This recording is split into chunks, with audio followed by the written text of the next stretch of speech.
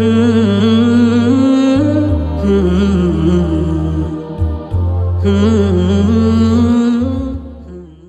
আলাইকুম ওরহমতুল্লাহি ওবরাকাতুহু।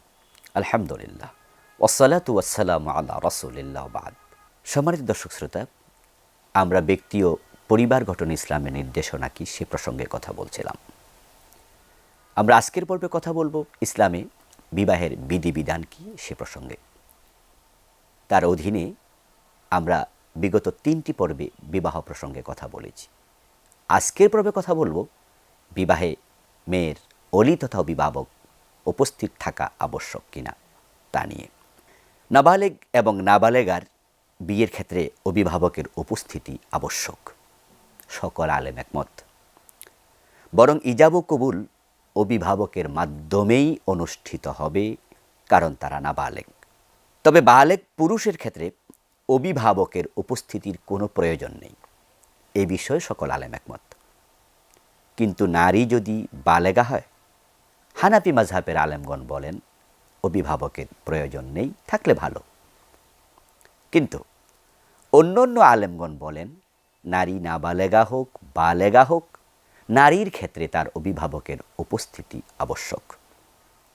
তারা দলিল হিসাবে হযরত আবু মুসা আল-আশআরী রাদিয়াল্লাহু তাআলা আনহুর একটি হাদিস উপস্থাপন করেন। তিনি বলছেন, ক্বালা রাসূলুল্লাহ সাল্লাল্লাহু আলাইহি ওয়াসাল্লাম লা নিকাহা ইল্লা বিওয়ালিয়্যিন।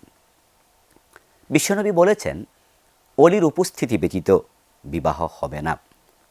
মা আয়েশা রাদিয়াল্লাহু তাআলা আনহা বলছেন, ক্বালা নবিয়্যু সাল্লাল্লাহু আলাইহি ওয়াসাল্লাম আইয়ুমা ইমরাআতিন নাকাহাত বিগাইরি ইযনি ওয়ালিয়্যিহা ফানিকাহুহা বাতিল ফানিকাহুহা বাতিল ফানিকাহুহা বাতিল। যদি কোনো নারী তার অভিভাবকের অনুমতি ব্যতীত বিয়ে করে, তার বিবাহ বাতিল, তার বিবাহ বাতিল, তার বিবাহ বাতিল। হযরত আবু হুরায়রা রাদিয়াল্লাহু তাআলা আনহু বর্ণনা করেন, রাসূলুল্লাহ সাল্লাল্লাহু আলাইহি ওয়াসাল্লাম বলেছেন, লা তুজাব্বিজুল মারআতুল মারআতা ওয়া লা তুজাব্বিজুল মারআতু নাফসাহা। কোনো নারী কোনো নারীকে বিবাহ দেবে না এবং কোনো নারী নিজেকেও বিবাহ দেবে না।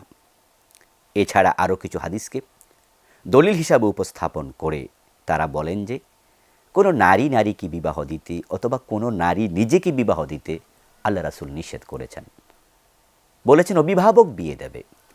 তাই তারা বলেন অভিভাবক ব্যতীত বিয়ে হবে না। ওলামায়ে হানাফ তার বিপরীত মত পোষণ করেন। তারা বলেন কোনো নারী যদি বালেগা হয়ে যায় তাহলে সে চাইলে নিজের বিবাহ নিজে দিতে পারবে। দলিল হিসাবে তারা পবিত্র কোরআন মাজিদ থেকে প্রথমে উপস্থাপন করেন আল্লাহর বক্তব্য, ফাইন তাল্লাকাহা ফালা তাহিল্লু লাহু মিন বাদু হাত্তা তানকিহা যাওজান গায়রাহ। আল্লাহ তাআলা বলছেন, কোনো নারী যদি তালাক প্রাপ্তা হয়, স্বামী তাকে তালাক দেয় 3 তালাক, তাহলে ওই নারী ওই স্বামীকে আর বিয়ে করতে পারবে না আরেকজন পুরুষকে বিয়ে করার আগ পর্যন্ত। এই আয়াতে কারিমাতে হাত্তা তানকিহা বলে আল্লাহ তাআলা মহিলার সাথে বিবাহকে সরাসরি নিসবত করেছেন। তিনি বলেছেন সে নারী আরেক পুরুষকে বিয়ে করার আগ পর্যন্ত তার আগের স্বামী তাকে বিয়ে করতে পারবে না। এখানে আল্লাহ বলেননি যে ওই নারীকে তার কোনো অভিভাবক বিয়ে দেওয়ার আগ পর্যন্ত অন্য কোনো পুরুষের সাথে। তাহলে বোঝা গেল নারীর বিয়ে করার অধিকার আছে। আরেকটি আয়াতে আল্লাহ তাআলা বলছেন, ফাইযা বালাগনা আজালাহুন্না ফালা জুনাহা আলাইকুম ফিমা ফাআলনা ফি আনফুসিহিন্না বিল মারুফ। যখন কোনো নারী তার ইদ্যতকাল পরিপূর্ণ করে নেবে তাহলে সে নিজের ব্যাপারে সিদ্ধান্ত নিতে পারবে, তার কোনো গুনাহ হবে না। অর্থাৎ কোনো নারী তালাকপ্রাপ্তা হলো, 3 হায়াজ ইদ্যত পালন করলো, অথবা কোনো নারীর স্বামী মৃত্যুবরণ করলো, 4 মাস 10 দিন ইদ্যত পালন করলো, তারপরে সে নিজে সিদ্ধান্ত নেবে, কোনো গুনাহ হবে না। তো তাহলে আল্লাহ তাআলা তো বলেননি তার অভিভাবক সিদ্ধান্ত নেবে, এখানেও আল্লাহ তাআলা নারীকে অধিকার দিলেন। এরপরে উম্মু সালামা রাদিয়াল্লাহু তাআলা আনহা থেকে বর্ণিত একটি হাদিস, তিনি বলেন, সুরাইয়া নামে একজন নারী তার স্বামীর মৃত্যুর পর অর্ধ মাস অতিবাহিত হলে তিনি তার সন্তান প্রসব করেন। এরপরে তিনি রাসূলের কাছে আসেন, বললেন যে আমার বিবাহের জন্য একজন পুরুষ প্রস্তাব করেছে। আল্লাহর হাবিব তাকে বললেন, কাদ হালালতে ফানকিহি মান শিইতে। তুমি যেহেতু সন্তান প্রসব করেছ, তোমার আর 4 মাস 10 দিন ইদ্যত পালনের দরকার নেই, তুমি হালাল হয়ে গেছো। এখন তুমি বিয়ে করো যাকে চাও। রাসূল তাকে বললেন, তুমি বিয়ে করো, ফানকিহি মান শি'তি, তুমি যাকে চাও বিয়ে করতে পারো। তাহলে রাসূল তো এটা বলেননি যে তোমার অভিভাবক তোমাকে বিয়ে দেবে। এরপর ইবনু আব্বাস রাদিয়াল্লাহু তাআলা বর্ণনা করেন, রাসূল সাল্লাল্লাহু আলাইহি ওয়াসাল্লাম বলেছেন, আল আইয়িমু আহাক্কু বিনাফসিহা মিন ওয়ালিয়্যিহা। আল্লাহর হাবিব সাল্লাল্লাহু আলাইহি সাল্লাম বলেন, একজন নারী যে বিধবা, সে নিজেকে বিয়ে দেওয়ার ব্যাপারে সে তার অলির চেয়ে, অভিভাবকের চেয়ে অধিক গুরুত্বপূর্ণ, অধিক হকদার। ওয়াল বিকরু তুস্তাআযান ফি নাফসিহা ওয়া ইযনুহা সামাতুহা। আর যদি মেয়েটা বাকেরা হয়, অবিবাহিতা হয়, তার অনুমতি নেবে, চুপ থাকলে অনুমতি সাব্যস্ত হবে। কিন্তু যেই মেয়ে বিধবা, রাসূল বলেন তার অভিভাবকের চেয়ে বিয়ের ব্যাপারে তার অধিকার বেশি। তাহলে এই হাদিসটা স্পষ্ট যে বালেগা নারী, বিধবা নারী, এখানে বালেগা শব্দটি নেই, এখানে বিধবা আছে। ওলামায়ে হানাফ বলেন যে নিশ্চয়ই বিধবা নারী সে বালেগা। সুতরাং বালেগা হয়ে যাওয়ার পরে তখন সে চাইলে নিজের বিবাহ নিজে করতে পারেন। সাহল ইবনু সাদ রাদিয়াল্লাহু তাআলা বলেন, একজন মহিলা রাসূলুল্লাহ সাল্লাল্লাহু আলাইহি ওয়াসাল্লামের কাছে আসলেন, এসে বলেন, ফাকারাত ইয়া রাসূলাল্লাহ ইন্নী ওয়াহাবতু লাকা নাফসি মিন নাফসি। হুজুর, আমি আপনার কাছে বিয়ে বসতে চাই, আমাকে আপনার জন্য আমি হাদিয়া দিতে চাই, দান করতে চাই, হেবা করতে চাই।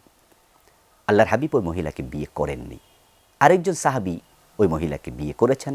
রাসূল সাল্লাল্লাহু আলাইহি ওয়াসাল্লাম তাকে কোরআনের কিছু আয়াত শিখিয়ে দেবেন, এইটাকে মোহর নির্ধারণ করে বিয়ে দিয়ে দিয়েছেন। এখানে মহিলার কোনো অভিভাবকের উপস্থিতি ছিল না, হাদিসে নেই। ও মহিলা নিজ থেকে রাসূলকে বলেছে, আমি বিবাহ করতে চাই আপনাকে। রাসূল তো বলেননি তোমার অভিভাবক ডেকে নিয়ে আসো। এবং রাসূল নিজে অভিভাবক হয়ে মহিলাকে বিবাহ পড়িয়ে দিয়েছেন। ও মহিলার বাবা, ভাই কোনো অভিভাবক ছিল না। এছাড়াও আরও কিছু দলিল পাওয়া যায়, যে দলিলের ভিত্তিতে ওলামায়ে হানাফ বলেন যে কোনো বালেগা নারী চাইলে অভিভাবক ব্যতীত বিয়ে করতে পারবেন, বিয়ে বৈধ হয়ে যাবে। কিন্তু আমরা বলতে চাই, কোনো মেয়ে যেন বাবা মাকে পাশ কাটিয়ে একা একা বিয়ে না করে, কোনো ছেলেও যেন এটা না করে। দাম্পত্য জীবনে দোয়ার বড় দরকার। তো বাবা মাকে রেখে যদি একা একা বিয়ে করে, দোয়ার জায়গায় বদদোয়া পাওয়া যায়, তাদের কলিজাটা ভেঙে যায়। এজন্য আমরা বলবো, কোনো ছেলে মেয়ে একা একা বিয়ে না করুক। আর অভিভাবকদেরকে বলবো, বয়স হলে তাদের পছন্দের গুরুত্ব দিন। যদি তারাও কাউকে পছন্দ করে, তাদের সাথে বিয়ে দেওয়ার চেষ্টা করুন, তাহলে পালিয়ে বিয়ে করার প্রবণতা কমে যাবে। তবে যদি কোনো মেয়ে একা একা বিয়ে করে ফেলে বালেগা হওয়ার পরে, তার বিয়েটা বাতিল, ওলামায়ে হানাফ বলেন এটা বলার সুযোগ নেই। আশা করি বুঝতে পেরেছেন। জাযাকুমুল্লাহ। আসসালামু আলাইকুম ওয়া রাহমাতুল্লাহি ওয়া বারাকাতুহু।